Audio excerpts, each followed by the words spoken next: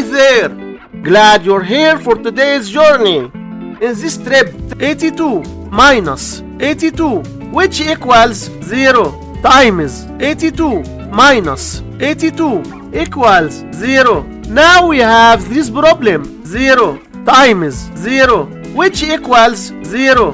But this answer is not correct because according to the order of operations, we must do the multiplication and division, then do adding and subtraction. So first we do this multiplication, then this subtraction, and at last this subtraction. So we have first this multiplication, 82 times 82 equals 6,724. So we have 82 minus 6,724 minus 82, and we have two subtractions. According to the order of operations, we do this subtraction, then this subtraction. So 82 minus 6,724, which equals minus 6,642.